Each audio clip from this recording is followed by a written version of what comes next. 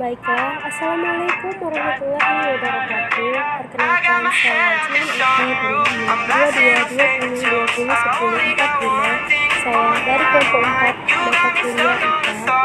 Baiklah, di sini saya akan menjelaskan tentang perkembangan secara vegetatif pada tumbuhan. Selanjutnya, saya akan menjelaskan apa itu perkembangan secara vegetatif pada tumbuhan. Selanjutnya, simak video berikut ini ya. Baiklah, selanjutnya saya akan menjelaskan yaitu yang pertama, satu, pengertian vegetatif, yang kedua, cara pembiakan pada vegetatif, dan yang ketiga, faktor yang mempengaruhi vegetatif, dan yang terakhir, susunan anatomi dikotil dan monokotil. Yang pertama, pengertian vegetatif. Vegetatif adalah proses perkembangbiakan tanpa adanya pembuahan sel kelamin betina oleh sel kelamin jantan. Vegetatif menggunakan bagian dari tubuh induknya, misalnya bagian akar, batang, dan daunnya. Perkembangbiakan vegetatif adalah perkembangbiakan tumbuhan tanpa proses penyerbukan. Sebab yang utama dilakukan pembiakan vegetatif adalah supaya tanaman yang dihasilkan menyerupai sifat induknya.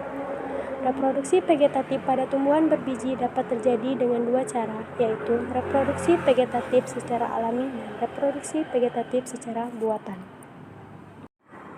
Terdapat dua cara pembiakan pada vegetatif, yaitu ada dua cara, yang pertama secara alami dan yang kedua secara buatan. Yang pertama, reproduksi vegetatif secara alami.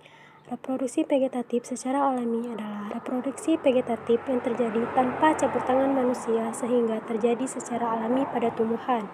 Reproduksi vegetatif secara alami ada beberapa cara, yaitu dengan akar tinggal, umbi lapis, umbi akar, umbi batang, geragi, tunas, dan tunas adventif. Selanjutnya, saya akan menjelaskan tentang yang pertama, akar tinggal atau rizoma. Akar tinggal atau rimpang adalah bagian batang yang tumbuh mendatar di dalam tanah yang menyerupai akar. Oleh karena itu, akar tinggal memiliki ciri yang sama dengan batang, yaitu berbuku-buku rizoma. Terdapat kuncup yang dapat berkembang dengan tunas akan tumbuh. Yang kedua ada umbi lapis atau bulbus. Umbi lapis merupakan batang yang berada di dalam tanah. Umbi lapis merupakan suatu modifikasi daun. Lapisan daun yang berdaging merupakan cadangan makanan. Yang ketiga ada umbi batang atau tuber. Umbi batang adalah batang yang tumbuh di dalam tanah dan berfungsi sebagai penyimpan cadangan makanan. Umbi batang yang mempunyai mata tunas yang akan tumbuh berbentuk individu baru. Dan yang keempat ada umbi akar. Umbi akar adalah akar tumbuh yang digunakan untuk menyimpan cadangan makanan, misalnya umbi akar pada ketela atau pohon singkong. Selanjutnya ada geragi atau stolon.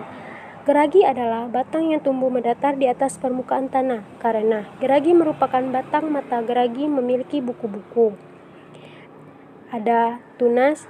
Tunas biasanya tumbuh di samping induknya. Induk dengan tunas yang masing-masing dapat dianggap sebagai individu baru akan membentuk rumpun. Dan yang terakhir ada tunas adventif. Pada beberapa jenis tumbuhan, tunas dapat tumbuh di bagian tepi daun akar. Tunas yang tidak tumbuh pada ujung batang atau ketiak daun disebut tunas adventif.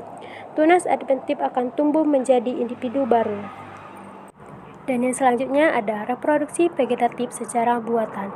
Reproduksi vegetatif secara buatan adalah terjadinya individu baru atau tanaman baru karena tindakan manusia. Reproduksi cara ini tidak terjadi dengan sendirinya. Manusia dapat membiarkan tanaman secara vegetatif dengan cara stek, mencangkok, atau merunduk. Berikut penjelasannya. Yang pertama ada stek. Stek adalah reproduksi vegetatif suatu tumbuhan dari potongan batang, daun, dahan, dan ranting yang kemudian ditanam. Setelah beberapa hari, potongan batang tersebut berakar sehingga dapat tumbuh menjadi tumbuhan baru atau individu baru. Selanjutnya ada mencangkok. Perbanyakan dengan cara mencangkok biasanya dilakukan pada tanaman buah-buahan, misalnya mangga, jambu, belimbing, dan rambutan. Dengan mencangkok akan diperoleh tanaman baru yang memiliki sifat sama persis dengan induknya. Misalnya, bila tanaman induknya memiliki buah dan rasanya manis, maka tanaman hasil cangkokan juga memiliki buah yang manis. Selanjutnya ada merunduk. Merunduk ialah tumbuhan yang dikembangbiakan dengan cara merunduk harus memiliki cabang atau ranting yang panjang. Merunduk dilakukan dengan membekokkan cabang atau ranting ke dalam tanah dan ditimbun dengan tanah. Ujung tanaman tetap tersembul ke permukaan tanah. Bagian cabang atau ranting yang tertimbun tanah akan tumbuh akar. Setelah akar cukup kuat, maka batang yang menghubungkan dengan tanaman induk dapat dipotong. Reproduksi dengan merunduk biasanya dilakukan pada tanaman apel dan alamanda. Selanjutnya, keuntungan dan kerugian reproduksi vegetatif ada 4, yakni yang pertama, tanaman baru memiliki sifat yang sama persis dengan sifat tanaman induknya. Yang kedua, tanaman lebih cepat menghasilkan buah. Tanaman buah misalnya mangga, kalau ditanam dengan biji maka akan berbuah dengan waktu sekitar 5 tahun. Yang ketiga, tanaman baru hasil cangkokan memiliki akar yang kurang kuat sehingga lebih mudah roboh. Dan yang terakhir, keturunan yang diperoleh dari satu pohon tanaman induk hanya sedikit, kecuali pada tanaman tertentu dengan cara kultur jaringan atau tisu kultur. Melalui kultur jaringan dapat diperoleh keturunan yang banyak. Selanjutnya yang kedua, cara-cara pembiakan secara vegetatif pada tumbuhan. Cara-cara pembiakan secara vegetatif pada tumbuhan yakni sebagai berikut.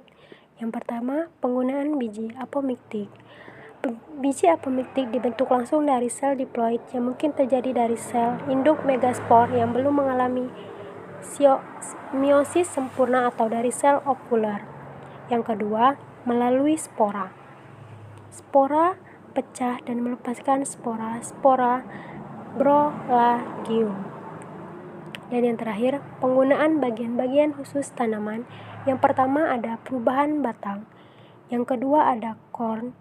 Yang ketiga ada runner atau stolon. Yang keempat ada rhizome. Yang kelima ada tubor. Yang keenam ada oviscid.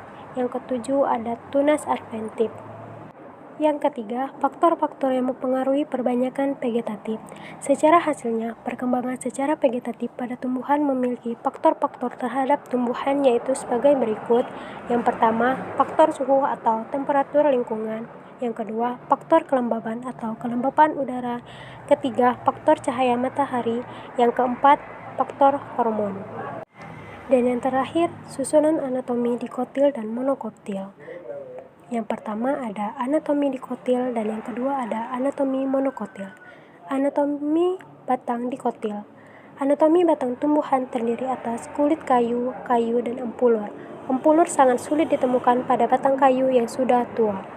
Pada kulit batang terdapat bagian yang tidak tertutupi oleh lapisan gabus. Dan yang kedua ada susunan anatomi batang monokotil. Anatomi batang monokotil dengan anatomi batang dikotil bisa dilihat pada gambar yang di bawah ini. Di bagian dalam empiris batang monokotil terdapat jaringan tipis yakni jaringan sklerenkima yang merupakan kulit batang. Jaringan sklerenkima berperan memperkuat dan melindungi batang monokotil. Baiklah, mungkin itu saja yang dapat saya sampaikan tentang perkembangan secara vegetatif pada tumbuhan. Sekian dari saya. Lebih dan kurang saya mohon maaf kepada Allah. Saya mohon ampun. Akhir kata, Assalamualaikum warahmatullahi wabarakatuh.